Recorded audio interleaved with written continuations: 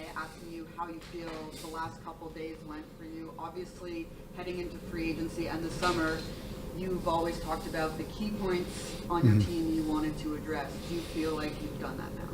I do. We had a punch list we wanted to go through at the end of the year last time I saw you guys, and I probably was, you could tell I was adamant on what kind of changes I wanted to make, and I believe we did that.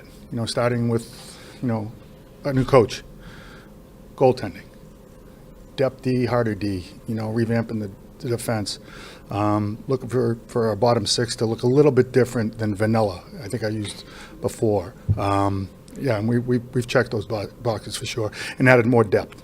That's what we wanted to do. How important was it to get Jacob Markstrom on your team before? I mean, yes, for obvious reasons, but also before free agency opened to allow you that flexibility. Oh, it was huge. It's funny, we haven't talked about Jacob, so it's been a while. But it was important to me to obviously address that need, to build a tandem with Jake Allen, which I think everybody would agree we've done a fine job there. But the money was important, and getting him at a discount so I could do other things was very important. So, like I've said in other interviews, working with the Calgary Flames this time around was, we both wanted to get a deal done, and we did. One of the things I think that everyone here would agree with is when we talk to all the free agents who have come in, they talked about your commitment to getting this team better to a different level and their excitement about it. What are your pitches like to these players when you're trying to lure them here that you think gets them so excited? Well, I think it started a few years back when Dougie Hamilton picked us and Andre Palat picked us. We've drafted well. When you draft in a Jack Hughes and a Nico Hischier and a Jesper Bratt, and then the Timo Myers want to join that type of group, it's nice. It's a nice feeling that New Jersey's a destiny for top players. When your phone rings from agents on July 1st of top players in the league, you're building something here, and you're building a place where players want to come because they see a chance and opportunity to win. Tom, just the latest on Dawson Mercer and negotiations there? Yeah, we're going to start that. His agent and I knew after the July 1st we would get going. Dawson, we feel, is a long-term player for us. Where we go with term is going to be judged on the dollars, and we only have so much money to spend. I like the fact that where we project him to be still gives us flexibility with our cap to continue to accrue, and the possibility of adding down the road. And the rest of the RFAs too, Nico Dawes and Homefoot. Yeah. Oh yeah. We'll get to those guys. In short order here. It's when you get through the draft. The draft's here, and then next thing you know, you're cramming for July 1st. Your RFAs are the last on the totem pole to get to because they're not going anywhere. So yeah, we'll get to all of those guys. And there were some reports out there that linked you guys to top six forward or things like that. Is that something you tried to get done? Is that something you still want to try to get done? Yeah. Well, again, I think when you look at top six, I think we have plenty top six players, and I also think we've got enough complementary top six players that can play with true top six guys. And I'm not sure how many teams in the league actually have top six guys, right? So, the Thomas Tatar trade was a player that very familiar with. We know he's played really well with top six guys on our team. So it just gives us more flexibility. But when your phone rings, like we talked earlier, from true top six players, and you listen to them because they identified you as a team that they think they would really fit. And then it's a matter of working out the details of a contract. And obviously in getting Brett Pesce, there's a bunch of right shot defensemen on this team in the pipeline. I mean, is there anything that needs to be addressed there, addressing the logjam there, or is it just having Casey cook another year in the AHL? Listen, the American Hockey League is a tough league, Ryan. I'm not sure if you've ever been down and watched the game, but it's a tough league. So, Seamus, to just obviously think that you can make that jump right away being down there is going to be the best. However long he's going to be there, it doesn't matter. We just know we have a good one that we're going to, if we have to overcook him, we overcook him. That's better for us, and it's going to be better for him. As far as the right side up top, the Kovacevic thing just literally dropped on my lap on July 1st. Got a call from Montreal. You're looking for right shot D? Maybe. When you can add another 6'5", heavy, hard player in the depth, and really someone who can push to make sure our other right shots are going to be playing on their toes every night. So, no, I mean, when you look at our top 7, it's completely different than what we've had in the past. What lessons do you take away from, in trading away Schmidt and Holtz in the Paul Cotter deal? What lessons in player development do you take away from that? Well, I mean, we're not here to point blame on anybody. I can look at myself and say, maybe Alexander Holtz should have been in the American Hockey League 2 years ago when we had 112 points. But I felt that play development can also occur at the National Hockey League level when you're practicing every day with the Nico Hischies, the Bratts, and the Jack Hugheses, and you're shooting on NHL goalies, and you're going up against NHL defensemen versus being down and just being able to score down in the American Hockey League. Being pushed is development. I don't think it's on any one person, any one division. It's, I'd like to think the players also look in the mirror and say, I could be better. But at the end of the day, we were at a standstill, quite honest, with Alex. We believe he will have success where he goes.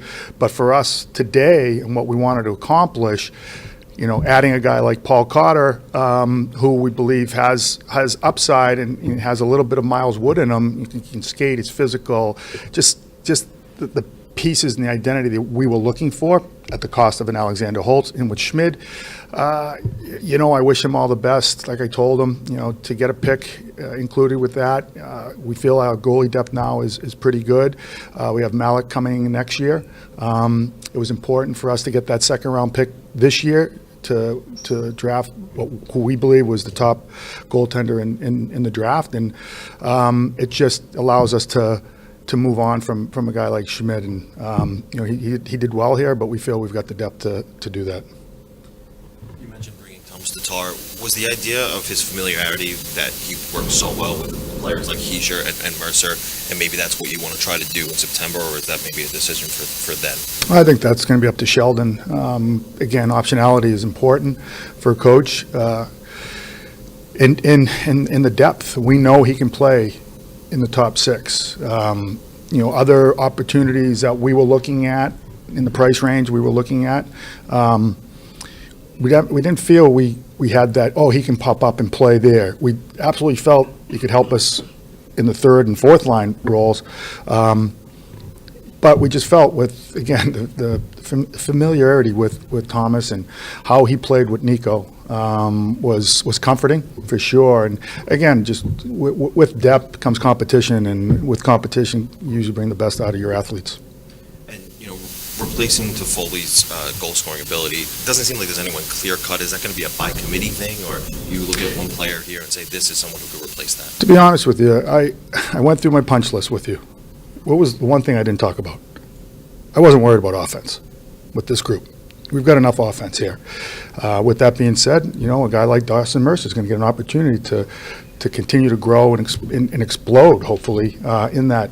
And then it's by committee. You're hoping the Tatars and the Cotters and the Nasons are all chipping in that 15 goal to make up a goal difference. But at the end of the day, Jack, Nico, Timo, Bratter, more from Palat offensively. We feel we'll continue to get that. It seemed like once you identified Jacob Markstrom was your guy, what was it about him that made you say, okay, I need this goaltender? Well, I think, obviously his past. You looked at, to be honest, last year he was on the market early and he wasn't playing great. Then he started to play really, really, really well.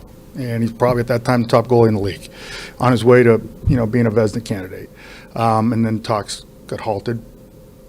And so when I look back and think, what did we add there? I think we add a true starter is what we were looking for.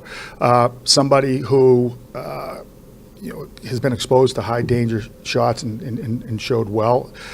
We're trying to shore up our D and our D zone and the way we play, that'll help eliminate those, high danger shots that he's not going to have to face.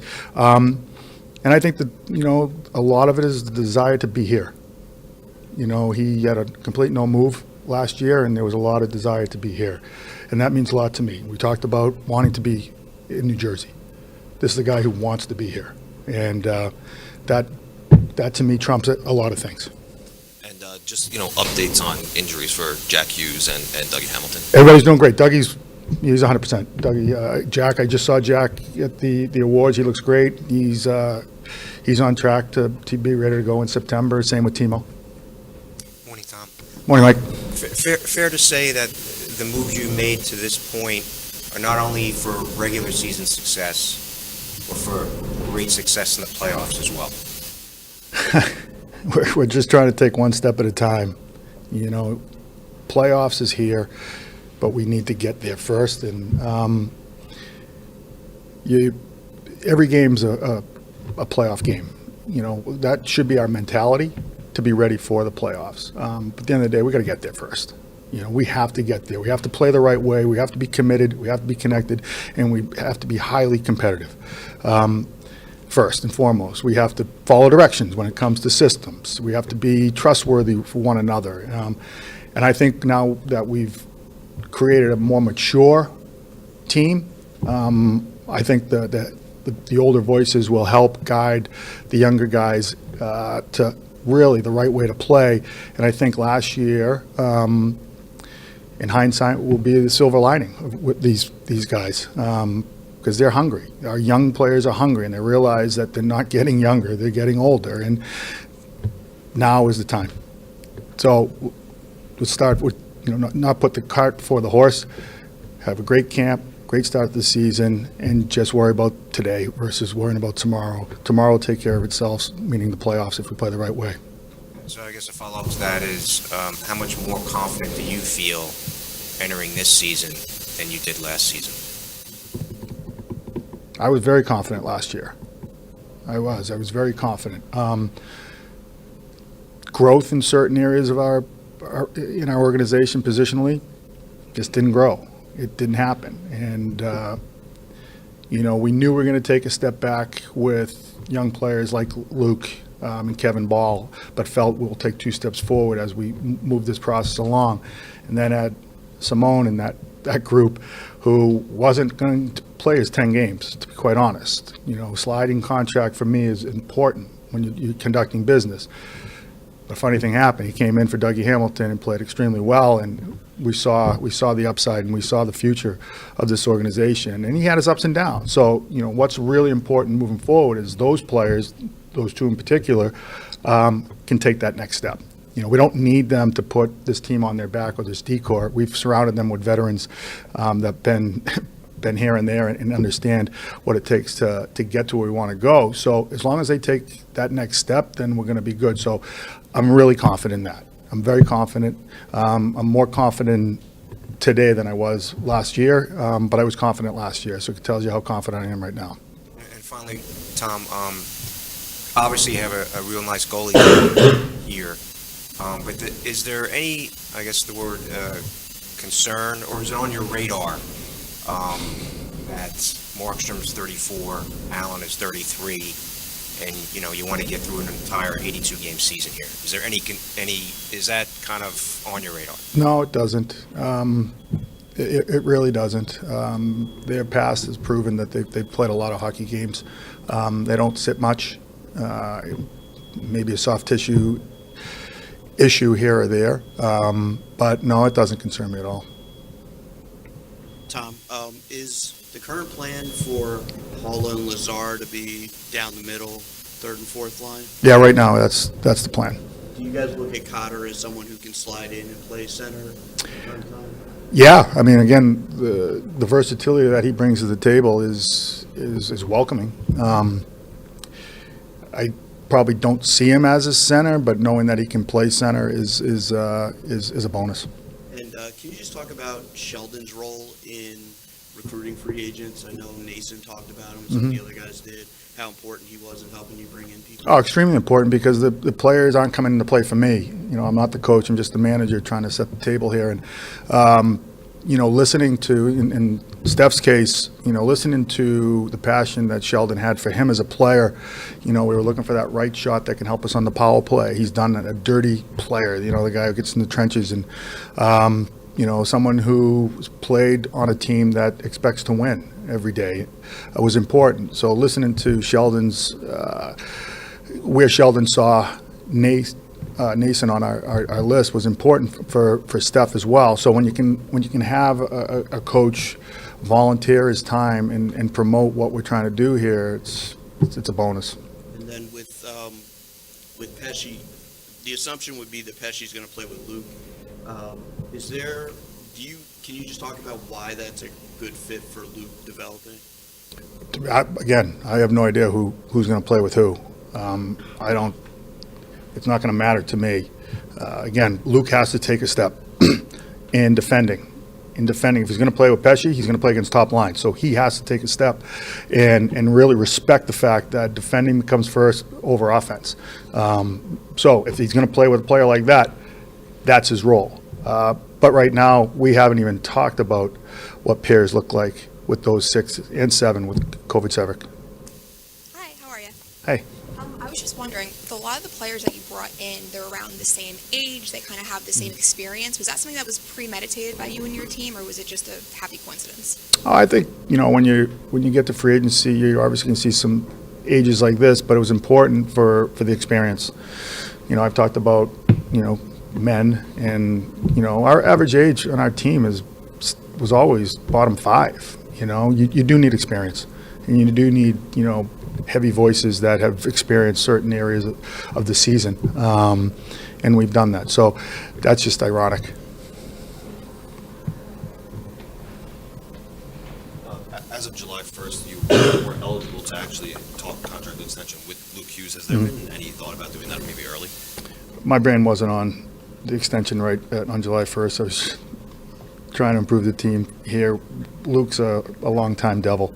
So we will get to that, and just kind of see where both groups are at financially, and, you know, our projections for where the cap's going and what we have will all depend on that. But no, I think Luke knows that we feel he's a lifer here, a long-time Devil.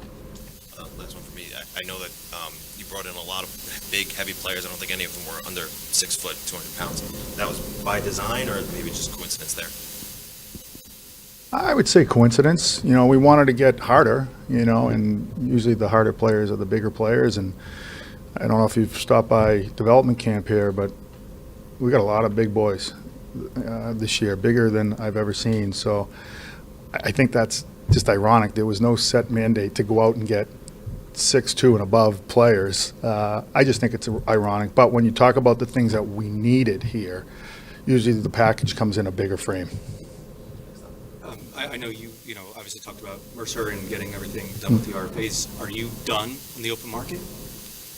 Yeah, right now I am, yeah. Cap space-wise, we feel like we're in a good place where we can stay flexible if something was to come down the road for us, and be able to trade. We got some assets in draft capital right now, so and we actually feel lucky and fortunate that if something was to come along, we could be in that game. So on July 3rd, what will your message be to the fans? I think they're going to be proud of what we put together here. You know, I know they've been proud of the skill set, you know, what we can accomplish offensively. But when you look at this team, I'm sure there's some reminiscing of the past Devil teams, of being heavy, being harder to play against, identity players on your 3rd and 4th line. People who respect that type of game and know what their limits are and what their potential is. So I think when they look at this group, it's a well-rounded group, and probably and hopefully something that reminds them of the past. When you were a player, albeit it was like sort of a different time with a lot of these things, when you looked for where you were going and all those things, or just around the league, did you really look at what general managers were doing in terms of their commitment? Because I think one of the things, and we talked about it a little bit earlier, that really struck me was how much these players who you brought in talked about the job that you're doing and following the commitment of what you're doing. Did you look for that, and what does it mean to you when you see players talk about that on their day one with this franchise? I guess, quite honestly, I don't think of that. I have a job to do. I think when you break it down, strip it down, and you start bringing it back up, by drafting well and drafting the guys that I've talked about that are leading us right now because they're at their prime ages. The fun part is now. It's building around the edges and building the complementary guys that what you need. This is the fun part, because now you're putting together a contender and you're checking off all the different boxes that contenders have. Like I said, the last thing I was worried about was the offense on this team. It was everything else that we needed to build up and check boxes, and we've done that. Tom, before the draft, you were open about potentially trading the 10th overall pick. Mhm. Did Celia falling to you at 10 nix that? Was there potential that was going to happen? There was a couple of opportunities, but these certain teams with certain players valued a plus to it, and we were okay with that if it made sense, depending on what that plus was. And as the picks started to get off, players started to go off the board, I remember I turned to Dan McKinnon next to me because we really liked the Finnish center as well. I just said, what do you think? The 6'7" guy, the defenseman or the center? And he looked at me like, the defenseman's 6'7", he can skate and he's mean. And I'm like, all right, we'll take the D. So I wasn't trading that. Tom, just one quick one. Have you spoken with the leadership group since the exit meetings? And I'm curious if you have spoken with some of those guys. As they see the playoffs unfold and they're not in it, you talked about the silver lining of the commitment they might have. Just what they have told you about. I haven't personally, but I know they have with other people in the organization that, the feedback I'm getting is the excitement, the hunger. It started with hiring Sheldon. And then when we got Markstrom, certain people's phones were just blowing up. And then adding the two big defensemen, the harder defensemen, and bringing Tats back, quite honestly, and Nace, there's a lot of excitement, But at the end of the day, a lot of work has to go into this. And like I talked about before, it's all for nothing if we can't, connect, compete, and commit. But I know we will. Thank you, gang. Yeah.